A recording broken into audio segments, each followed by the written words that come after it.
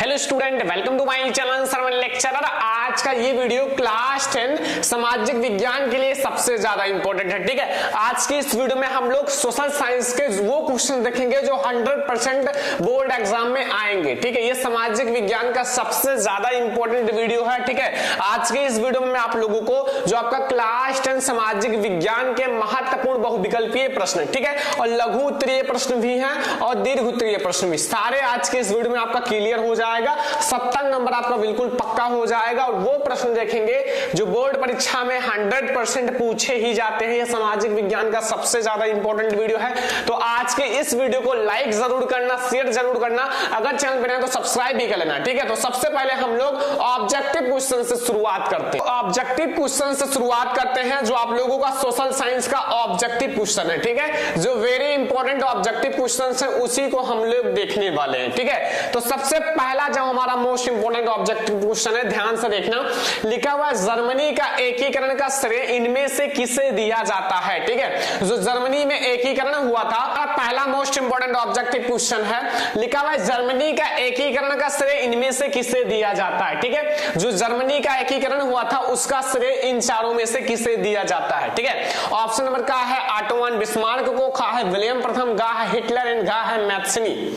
तो जर्मनी का एकीकरण बहुत ही ज्यादा इंपॉर्टेंट क्वेश्चन है बोर्ड एग्जाम के लिए, ये जरूर आपको तैयार करके ही बोर्ड एग्जाम में जाना है। ठीक है, बहुत ज्यादा इंपॉर्टेंट ऑब्जेक्टिव क्वेश्चन है। ठीक है, तो जर्मनी के एकीकरण का श्रेय हम लोग ऑटो वन बिस्मार्क को देते हैं। ठीक है, ऑप्शन नंबर का जो है वो हमारा सही है कि जर्मनी के एकीकरण का श्रेय ऑटो वन बिस्मार्क को दिया जाता है। ये मोस्ट इंपॉर्टेंट ऑब्जेक्टिव क्वेश्चन है सोशल साइंस का, तो आप लोग जरूर तैयार कर लेना, याद कर लेना। ठीक है, हम लोग सारे क्वेश्चंस को आज के इस वीडियो में हम लोग क्लियर करेंगे। दूसरा क्वेश्चन देखो, राष्ट्रवाद का प्रारंभ जिस देश से हुआ वह है, जो राष्ट्रवाद है उसका प्रारंभ किस देश से हुआ, जर्मनी या फिर इटली या इंग्लैंड या फ्रांस। तो राष्ट्रवाद का प्रारंभ, ठीक है, वो देश बताना है जहां से इस राष्ट्रवाद का प्रारंभ हुआ है। ठीक है, तो सारे स्टूडेंट को पता होगा, बहुत ज्यादा इंपॉर्टेंट क्वेश्चन है। इसका जो प्रारंभ है वो फ्रांस से हुआ। कहां से हुआ था? फ्रांस से हुआ था। जो राष्ट्रवाद है इसका प्रारंभ फ्रांस से हुआ है। ठीक है, अगला क्वेश्चन देखो, अगला क्वेश्चन हमारा है कि नेपोलियन का पराजय, नेपोलियन की पराजय कब हुई। बहुत ज्यादा इंपॉर्टेंट क्वेश्चन है, जितना भी मैं आपको बता रहा हूं ये सारे बहुत ज्यादा इंपॉर्टेंट क्वेश्चन तैयार करके ही जाना। ठीक है, 1814 में, 1815 में, 1816 में, 1817 में नेपोलियन का पराजय, ठीक है, नेपोलियन का पराजय कब हुआ, सारे स्टूडेंट को पता। तो स्टूडेंट, नेपोलियन का पराजय इन चारों में से 1815 में हुआ था। कब हुआ था?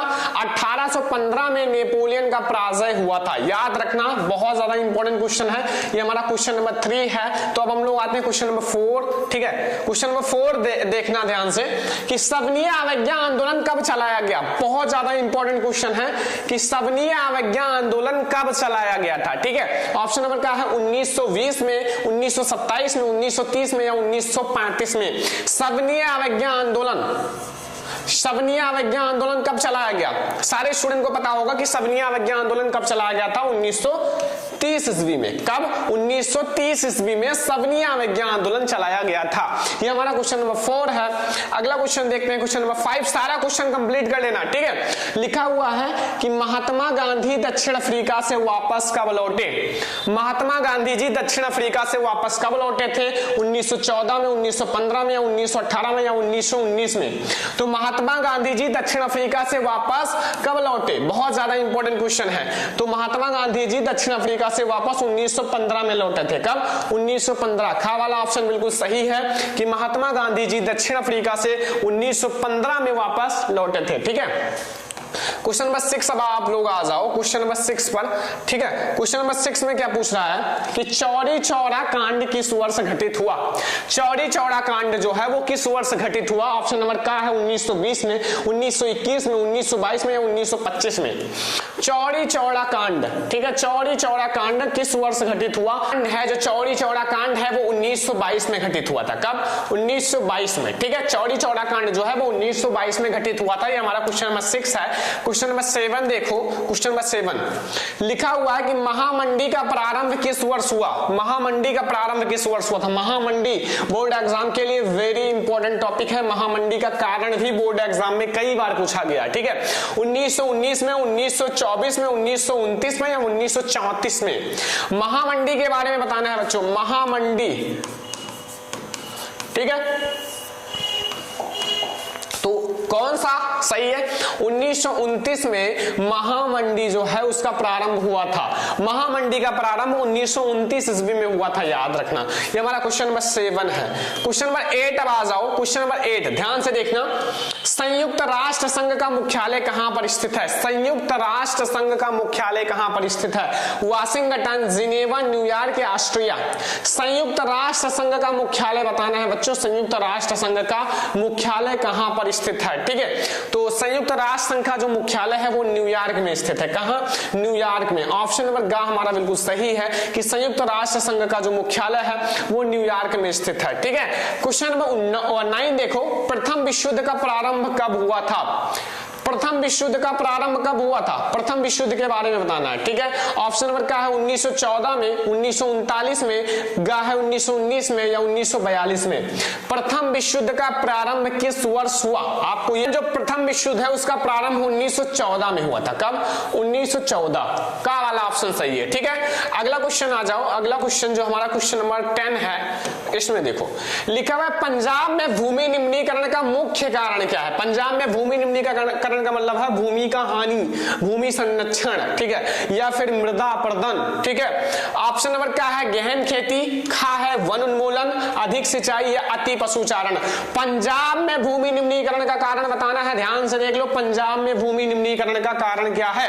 तो पंजाब में भूमि निम्नीकरण का कारण है अधिक सिंचाई। क्या है, अधिक सिंचाई जो है वो पंजाब में भूमि निम्नीकरण का कारण है, याद रखना। पंजाब में भूमि निम्नीकरण का कारण अधिक सिंचाई है, ठीक है। समझ में आ रहा ना सारा क्वेश्चन, वेरी इंपॉर्टेंट है। वही मैं आप लोगों को बता रहा हूं जो बहुत ज्यादा इंपॉर्टेंट है, वही क्वेश्चन मैं आप लोगों को बता रहा हूं, ठीक है। सारे नोट कर लेना, याद कर लेना। अब हम लोग देखेंगे 11 नंबर क्वेश्चन। क्वेश्चन नंबर 11 देखो, कपास की खेती के लिए कौन सी मृदा उपयुक्त है, या कपास की खेती के लिए कौन सी मृदा सबसे अच्छी होती है, सबसे अच्छी मानी जाती है कपास की खेती के लिए। काली मृदा, लाल मृदा, लेटराइट मृदा या जलोढ़ मृदा, लेटराइट मृदा, ठीक है। बताओ कपास की खेती करने के लिए कौन सी मृदा सबसे अच्छी मानी जाती है। का से कपास और का से काली, ठीक है। काली मृदा सबसे अच्छी मानी जाती है कपास की खेती के लिए। और एक बात याद रखना, काली मृदा को हम लोग या फिर कपास की खेती के लिए हम लोग काली मृदा को काली कपास की मृदा भी कहते हैं। इसका नाम याद रखना, काली कपास मृदा, काली कपास मृदा, क्योंकि ये कपास की खेती के लिए ही जाना जाता है जो हमारी काली मृदा है, ठीक है। अगला क्वेश्चन देखो 12 नंबर क्वेश्चन, ध्यान से देखना कि निम्नलिखित में से कौन सा अजैवीय संसाधन है। अजैवीय संसाधन, ठीक है। अजैवीय संसाधन का मतलब होता है जिसमें जीव नहीं होते, जिसमें जीवन यापन नहीं होता, ठीक है। जैसे चट्टाने, पशु, पौधे, मछलियां। देखो इसमें जो ये है ना पशु, ये सजीव है, ये जैवीय है, ठीक है। अजैवीय संसाधन हमें बताना है, ये जैवीय है, ये भी जैवीय है, मछलियां भी श्वसन करती हैं, उत्सर्जन करती हैं, सांस लेती हैं, तो ये सारे तो जैवीय हैं। लेकिन जो चट्टाने हैं निर्जीव है, इसलिए हमारा ये अजैवीय संसाधन है। क्या है, अजैवीय संसाधन, ठीक है। क्वेश्चन नंबर 13 देखो, चिपको आंदोलन संबंधित है। चिपको आंदोलन किससे संबंधित है बच्चों, चिपको आंदोलन, ठीक है। मृदा संरक्षण से, वन संरक्षण से, जल संरक्षण से, वायु संरक्षण से। चिपको आंदोलन, ध्यान से देख लो, चिपको आंदोलन किससे संबंधित है बच्चों। चिपको आंदोलन के लिए क्या था कि पहले जो है ना कुछ लोगों ने मतलब पेड़ काटने के लिए आए थे और ज्यादा कुछ, ठीक है। तो इसी से लोग चिपक गए कि मतलब इसको काटने से पहले हमें काटो, तब फिर आप पेड़ को काटो। तो ये हमारा वन संरक्षण से संबंधित है, ठीक है। वन संरक्षण से, कि वन संरक्षण जिसमें पेड़ पौधे लगे होते हैं ना, तो वो चिपको आंदोलन संबंधित है, ठीक है। अगला देखो 14 नंबर क्वेश्चन, ध्यान से समझना। सुंदरवन राष्ट्रीय पार्क किस राज्य में स्थित है? सुंदरवन राष्ट्रीय पार्क किस राज्य में स्थित है? असम, उड़ीसा, पश्चिम बंगाल, मध्य प्रदेश। सुंदरवन राष्ट्रीय पार्क बताना है बच्चों। सुंदरवन राष्ट्रीय पार्क किस राज्य में स्थित है? सुंदरवन जो राष्ट्रीय पार्क है वो हमारा पश्चिम बंगाल में स्थित है। कहां? पश्चिम बंगाल में स्थित है। ठीक है, सुंदरवन राष्ट्रीय पार्क हमारा पश्चिम बंगाल में स्थित है। ठीक है, अगला देखो 15 नंबर क्वेश्चन। बहुउद्देशीय नदी घाटी परियोजना किसने आधुनिक भारत का मंदिर कहा? बहुउद्देशीय नदी घाटी परियोजना को किसने आधुनिक भारत का मंदिर कहा? ठीक है, महात्मा गांधी, जवाहरलाल नेहरू, विनोबा भावे या अन्ना हजारे, किसने कहा था? तो वो है जवाहरलाल नेहरू, चाचा नेहरू ने कहा था। ठीक है, जवाहरलाल नेहरू जी ने क्या कहा था? बहुउद्देशीय नदी घाटी परियोजना को आधुनिक भारत का मंदिर कहा, आधुनिक भारत का मंदिर कहा था। ठीक है, क्वेश्चन नंबर 15। क्वेश्चन नंबर 16 पर अब आ जाओ। 16 नंबर क्वेश्चन कि सलाल बांध किस नदी पर बना है? सलाल बांध किस नदी पर बना है बच्चों? बहुत ज्यादा इंपॉर्टेंट क्वेश्चन, मानचित्र में भी आ जाता है। सलाल बांध किस नदी पर बना है? महानदी, चिनाब, सतलुज या कृष्णा? सलाल बांध बताना है, ध्यान से पढ़ो, अगर नहीं आता तो क्यों नहीं आता। ठीक है, ये मैंने पढ़ा रखा है। चिनाब, ठीक है, चिनाब पर स्थित है।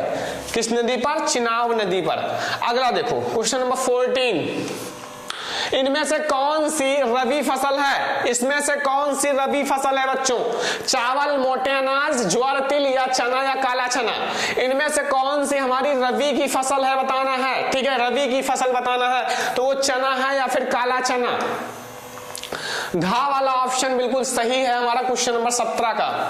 Question number 17। ठीक है, क्वेश्चन नंबर 18 अब आते हैं। ठीक है, 18 नंबर क्वेश्चन लिखा हुआ है निम्नलिखित में से कौन सी एक रेशेदार फसल है? रेशेदार फसल, जूट है, कॉफी है, जौ है या रबड़ है? रेशेदार फसल जिसमें रेशे होते हैं। किसमें रेशे होते हैं? जूट में देखा होगा, उसमें छोटे छोटे रेशे होते हैं, तो इसलिए हमारा ये क्या है? एक रेशेदार फसल है बच्चा।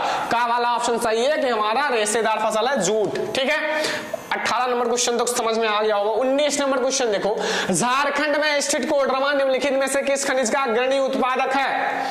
झारखंड में जो ये कोडरमा है ना, वो किस खनिज के लिए अग्रणी उत्पादक माना जाता है? किस खनिज के लिए ये माना जाता है? बॉक्साइट, अर्वरक, लौह, तांबा? आपको ये बताना, झारखंड में जो स्थित कोडरमा है, कोडरमा, ठीक है, ये किसके लिए माना जाता है? तो अर्वरक, ये अर्वरक का अग्रणी उत्पादक है। अर्वरक का अग्रणी उत्पादक है जो झारखंड में स्थित कोडरमा है, वो हमारा अर्वरक का अग्रणी उत्पादक माना जाता है। Question number 20। नंबर 20 देखो, एंथेसाइड का संबंध किस खनिज से है? एंथेसाइड का संबंध किस खनिज से है? तांबा, सोना, बॉक्साइट, कोयला? एंथेसाइड का संबंध किस खनिज से है? ध्यान से समझना, बहुत ज्यादा इंपॉर्टेंट क्वेश्चन है। कोयला से। किससे? कोयला से। घा वाला ऑप्शन हमारा बिल्कुल सही है क्वेश्चन नंबर 20 का। Question number 21। क्वेश्चन नंबर 21 देखो, निम्न में से कौन सा परिवहन साधन भारत में प्रमुख साधन है? भारत में सबसे अच्छा साधन कौन सा माना जाता है? मैं आपको बता दूं, अगर कोई बच्चा भी है या फिर कोई भी है, ठीक है, वो क्या करता है? ठीक है, एक तो आपका वायु परिवहन होता है, तो इससे तो भाई मुश्किल ही है, लेकिन अगर कोई भी है ना, तो वो सड़क के द्वारा ही अपना कार्य करता है। ठीक है, मतलब सड़क से ही व्यक्ति आते जाते हैं। क्यों? क्योंकि ये मतलब सबसे आसान है, कम लागत में है, और कुछ किसी चीज की जरूरत नहीं होती सड़क के लिए। तो ना तो पाइपलाइन है, ना ही रेल परिवहन है, ना ही वायु परिवहन। सबसे अच्छा भारत में बच्चा सड़क परिवहन माना जाता है। गा वाला ऑप्शन हमारा सही है, सड़क परिवहन। ठीक है, याद रखना, सड़क परिवहन हमारा करेक्ट हो जाएगा। गा वाला ऑप्शन हमारा सही है, सबसे अच्छा परिवहन सड़क परिवहन माना जाता है। ठीक है, अगला क्वेश्चन देखो स्टूडेंट, अगला क्वेश्चन आप लोग ध्यान से समझो। लिखा हुआ है कि निम्नलिखित में से किस वस्तु का निर्यातक भारत नहीं है? किस वस्तु का निर्यातक भारत नहीं है? कॉफी, उर्वरक, तंबाकू, चाय? किस वस्तु का निर्यातक भारत नहीं है बच्चों? किस वस्तु का निर्यातक भारत नहीं है? तो वो उर्वरक है। उर्वरक का जो निर्यातक है वो भारत नहीं है। खा वाला ऑप्शन बिल्कुल सही है। अगला क्वेश्चन आ जाओ। ठीक है, अगला क्वेश्चन अब हम लोग देखेंगे क्वेश्चन नंबर 23। इनमें से कौन सा पतन, ठीक है, पत्तन जो है पूर्वी तट पर स्थित है, जो अंतःस्थलीय तथा अधिकतम गहराई का पत्तन तथा पूर्ण सुरक्षित है? ठीक है, चेन्नई, पारादीप, तूतीकोरिन या फिर हमारा विशाखापट्टनम? बहुत ज्यादा इंपॉर्टेंट क्वेश्चन है बोर्ड एग्जाम के लिए। ठीक है, तो हमारा विशाखापट्टनम बिल्कुल सही है, विशाखापट्टनम, घा वाला सही है, क्वेश्चन नंबर 23 का घा वाला। ठीक है, अगला देखो स्टूडेंट, हमारा क्वेश्चन नंबर 24, बेल्जियम की राजधानी है, बेल्जियम की राजधानी, बेल्जियम की राजधानी क्या होती है? ब्रुसेल्स, ब्राजील, बैंकॉक या फिर हमारा न्यूयॉर्क? ब्रुसेल्स, ठीक है, ब्रुसेल्स होता है बेल्जियम की राजधानी। ठीक है, बेल्जियम की राजधानी क्या है? ध्यान रखना, ये आपके बोर्ड एग्जाम में पूछा जा सकता है, ब्रुसेल्स। अगला देखो 25 नंबर क्वेश्चन, 25 नंबर क्वेश्चन में देखो, निम्नलिखित में से कौन सा संघीय राज्य नहीं है? संघीय राज्य नहीं है, ठीक है, मणिपुर, हिमाचल प्रदेश, अरुणाचल प्रदेश या दिल्ली? संघीय राज्य, तो मणिपुर एक राज्य है या हमारा हिमाचल प्रदेश भी एक राज्य है, अरुणाचल प्रदेश भी एक राज्य है। हमारा दिल्ली है ना, ये एक सिटी है ना कि एक राज्य है, एक शहर है, तो दिल्ली जो है हमारा वो संघीय राज्य नहीं है। ठीक है, क्वेश्चन नंबर 25 का घा वाला ऑप्शन सही है। ठीक है, संघीय राज्य हमारा दिल्ली नहीं है। ठीक है, अगला क्वेश्चन देखो 26 नंबर क्वेश्चन, निम्नलिखित में से कौन सा संघीय सूची का विषय है? संघीय सूची का विषय, ठीक है, रक्षा, कृषि, व्यापार और शिक्षा, संघीय सूची का विषय। तो संघीय सूची का विषय जो हमारा वो रक्षा है, क्या है? रक्षा। का वाला हमारा ऑप्शन बिल्कुल सही है, संघीय सूची का विषय हमारा रक्षा है। ठीक है, अगला क्वेश्चन देखते हैं 27 नंबर क्वेश्चन, क्वेश्चन नंबर 27, निम्नलिखित में से किस राज्य की प्रति व्यक्ति आय सबसे अधिक है? सर्वाधिक प्रति व्यक्ति आय किसकी है? हरियाणा, बिहार, राजस्थान, मेघालय। तो सबसे ज्यादा प्रति व्यक्ति आय बच्चों हरियाणा की है। किसकी है? हरियाणा। का वाला ऑप्शन हमारा बिल्कुल सही है। अगला क्वेश्चन आ जाओ, क्वेश्चन नंबर 28, लिखा हुआ है कि सार्वजनिक और निजी क्षेत्र के आधार पर विभाजित है, सार्वजनिक और निजी क्षेत्र के आधार पर विभाजित है, रोजगार की शर्तें, आर्थिक गतिविधि के स्वभाव या उद्गमों का स्वामित्व या उद्गम में नियोजित श्रमिकों की संख्या। ठीक है, तो उद्गमों का स्वामित्व तो हमारा सही है बच्चों, गा वाला ऑप्शन हमारा सही है, याद रखना। क्वेश्चन नंबर 28 का क्वेश्चन नंबर 29 पर अब आ जाओ बच्चों, क्वेश्चन नंबर 29। ठीक है, क्वेश्चन नंबर 29 पर फोकस करो। क्या लिखा हुआ है कि विश्व व्यापार संगठन की स्थापना कब हुई? विश्व व्यापार संगठन की स्थापना 1 जनवरी 1993, 1 जनवरी 1995, 1 जनवरी 1990 या 1 जनवरी 1985। तो विश्व व्यापार संगठन की स्थापना कब हुई? विश्व व्यापार जो अपना स्थापना हुआ था, विश्व व्यापार संगठन की स्थापना 1995 में, 1 जनवरी 1995। देखो एक जैसे सारे लग रहे हैं ना, लेकिन इसमें कंफ्यूज मत होना, इसमें हमारा जो राइट आंसर होगा वो 95 होगा, 1995। ठीक है, आपका 30 नंबर क्वेश्चन है कि भारत में उपभोक्ता संरक्षण अधिनियम कब पारित किया गया? उपभोक्ता संरक्षण अधिनियम कब पारित किया गया? तो उपभोक्ता संरक्षण अधिनियम 1986 में पारित किया गया था। कब? 1986 में पारित किया गया था उपभोक्ता संरक्षण अधिनियम। ठीक है, तो ये 30 मैंने आपको वेरी इंपॉर्टेंट ऑब्जेक्टिव क्वेश्चंस बताए जो बोर्ड एग्जाम के लिए वेरी इंपॉर्टेंट है। ये सारा तैयार करके जाना, बोर्ड एग्जाम में अगर सामाजिक विज्ञान भी 90% लाना है तो ये सारा क्वेश्चन तैयार कर लेना। ठीक है, अब हम लोग आगे बहुत ज्यादा इंपॉर्टेंट क्वेश्चन देखने वाले हैं जो आपके लघु उत्तरीय और दीर्घ उत्तरीय से मिलकर बने हैं। तो लघु और दीर्घ उत्तरीय भी प्रश्न हम लोग बहुत सारा देखेंगे, तो चलो हम लोग देखते हैं आगे। स्टूडेंट अब हम लोग लघु और दीर्घ उत्तरीय प्रश्न देखेंगे। ठीक है, क्वेश्चन नंबर फर्स्ट, भारत में लोगों द्वारा जो रॉलेट एक्ट है, एक कानून चलाया गया था। ठीक है, रॉलेट एक्ट, ठीक है, का किस प्रकार विरोध किया गया? जो रॉलेट एक्ट है उसका किस प्रकार विरोध किया गया? उदाहरण सहित स्पष्ट कीजिए। ये क्वेश्चन बोर्ड एग्जाम में हर साल आता है, वेरी इंपॉर्टेंट है। अगर इतना बड़ा नहीं पूछेगा तो रॉलेट एक्ट को परिभाषित कीजिए, ये पूछ लेगा। ठीक है, रॉलेट एक्ट क्या है 2 नंबर में पूछ लेगा, ये 4 नंबर में आता है, तो इसलिए ध्यान से देखना। सबसे पहले हम लोग समझेंगे रॉलेट एक्ट के बारे में। ठीक है, रॉलेट एक्ट के बारे में देखो, रॉलेट एक्ट जो है 1919 ईस्वी में पारित एक ऐसा कानून था जिसमें भारतीयों पर किसी तरह के मुकदमे को चलाए बिना, ठीक है, जो भारतीय लोग थे उन पर किसी भी तरह का मुकदमे को चलाए बिना शंका के आधार पर, ठीक है, शंका केवल हो जाता था तो गिरफ्तार कर 2 साल के लिए जेल में बंद कर दिया जाता था। यह है रॉलेट एक्ट। ठीक है, कुल मिला के ये समझना कि बिना किसी मुकदमे के बिना भारतीय लोगों को 2 साल तक शंका के आधार पर गिरफ्तार कर लिया जाता था। यह है रॉलेट एक्ट का डिफिनीशन, जो कि रॉलेट एक्ट समझ में आ गया होगा। आगे देखो रॉलेट एक्ट का परिणाम, आखिर परिणाम क्या निकला? ठीक है, बहुत बेकार परिणाम निकला था। अंग्रेजों ने राष्ट्रवादियों पर दमन शुरू करने के साथ मार्शल लॉ कानून लागू कर दिया था। मार्शल लॉ कानून, ठीक है, 13 अप्रैल को जलियांवाला बाग हत्याकांड हुआ। ये मार्शल लॉ के कानून के कारण जलियांवाला बाग बाग हत्याकांड हुआ था, जो कि इतना ज्यादा खतरनाक, इतना ज्यादा लोग मारे गए थे, सैनिक मारे गए थे, निहत्थे किसान मारे गए थे कि ये बहुत बेकार, ठीक है, कांड था। विरोध क्या हुआ? भारत में लोगों द्वारा राजव एक्ट का विरोध निम्न प्रकार से किया गया। भारत में लोगों द्वारा निम्न प्रकार से विरोध किया गया। विरोध कैसे किया गया? देखो, पहला ध्यान से समझना, ये अब हम विरोध, विभिन्न शहरों में रैली और जुलूसों का आयोजन किया गया। जो विभिन्न शहर है उसमें रैली और जुलूसों का आयोजन किया गया, और रेलवे वर्कशॉप में काम करने वाले लोग हड़ताल पर चले गए, ठीक है, जो कामगार थे वो हड़ताल पर चले गए, ठीक है। तो ये दोनों आपके मतलब आप लोगों का बहुत ज्यादा इंपॉर्टेंट है। देखो, पहले मैंने आपको बताया रॉलेट एक्ट है क्या, रॉलेट एक्ट का डिफिनीशन आप लोगों को समझ में आ गया। फिर रॉलेट एक्ट का आप लोगों को क्या समझ में आ गया? जो परिणाम, फिर विरोध, ठीक है। ये आप लोगों के लिए बहुत ज्यादा इंपॉर्टेंट क्वेश्चन है, ठीक है, बहुत ही ज्यादा इंपॉर्टेंट क्वेश्चन है। तो थोड़ा सा लॉन्ग है लेकिन याद कर लेना, मैंने बहुत ही शॉर्ट में बताया, बहुत ही शॉर्ट में बताया है कि अगर आपके बोर्ड एग्जाम में आए तो लिख कर आना। सेकंड नंबर क्वेश्चन देखो, सत्याग्रह, सत्याग्रह के विचार का क्या मतलब है? वेरी इंपॉर्टेंट है। सत्याग्रह के विचार का क्या मतलब है? सत्याग्रह क्लास 10 में पूछा जाता है, ठीक है। तो सत्याग्रह के विचार का मूल आधार है सत्य की शक्ति पर आग्रह, सत्य बोलना, सत्य रहना, सत्य अहिंसा के प्रति चलना, ठीक है। तो सत्य की शक्ति पर आग्रह यानी कि सत्य की खोज करना। गांधी जी इसके प्रबल समर्थक थे, जो गांधी जी थे इसके प्रबल समर्थक थे, और उन्होंने इसकी व्याख्या कुछ इस प्रकार से की है, ठीक है। उन्होंने इसकी व्याख्या कुछ इस प्रकार से की है। उन्होंने कैसी व्याख्या की है? एक एक पॉइंट को समझो। पहला, अगर आपका उद्देश्य सच्चा है, अगर आपका उद्देश्य सच्चा है, यदि आपका संघर्ष अन्याय के खिलाफ है, आप अन्याय के खिलाफ चलते हो, आप न्याय करते हो, ठीक है, अन्याय के खिलाफ है, तथा उत्पीड़न से मुकाबला करने के लिए आपको किसी शारीरिक बल की आवश्यकता नहीं है।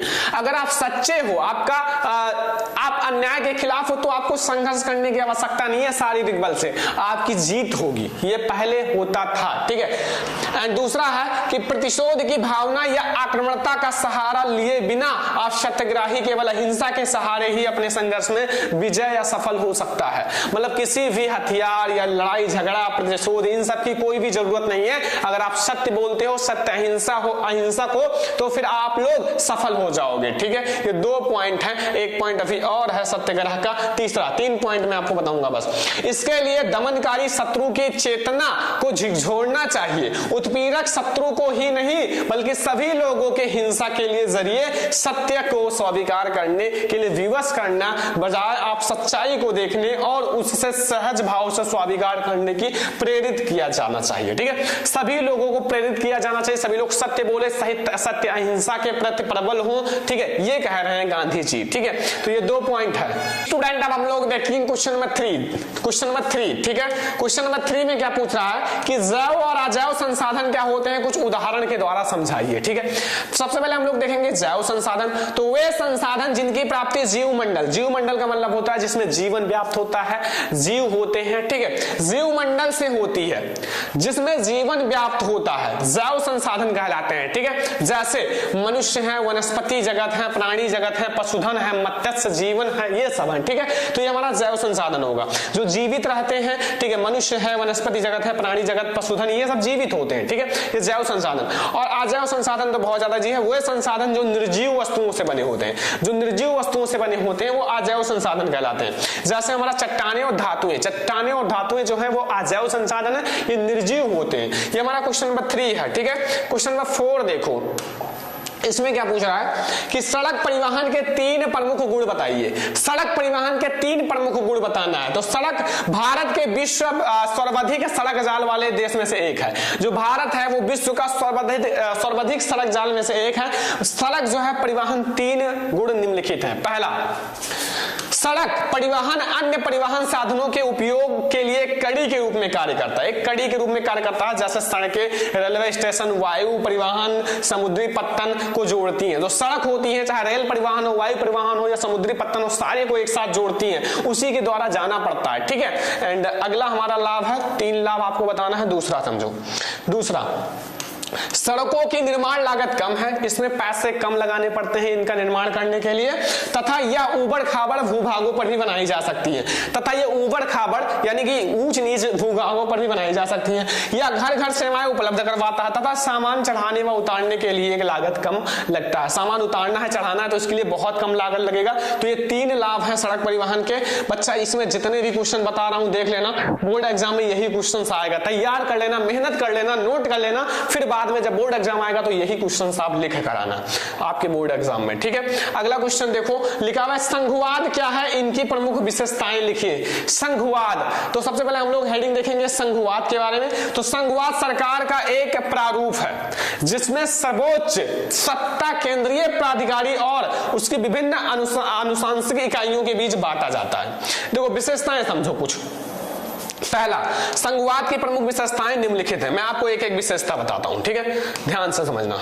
यहां पहला, यहां सरकार 2 अधिक स्तरों की वाली होती है। यहां जो सरकार होती है 2 या 2 से अधिक स्तरों वाली होती है।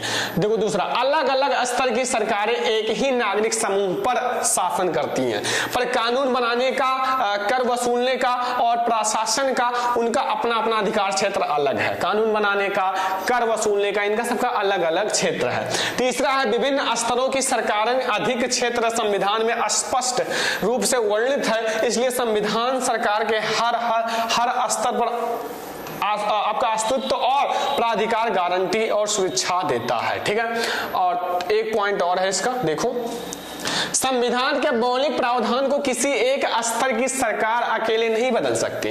किसी एक स्तर की सरकार अकेले नहीं बदल सकती। ऐसे बदलाव दोनों स्तर के सरकारों की सहमति से ही हो सकता है। ठीक है, तो ये 5 मैंने आपको क्वेश्चंस बता दिए जो बोर्ड एग्जाम के लिए वेरी इंपॉर्टेंट है। ठीक है, मैंने आपको ऑब्जेक्टिव क्वेश्चंस भी करा दिया।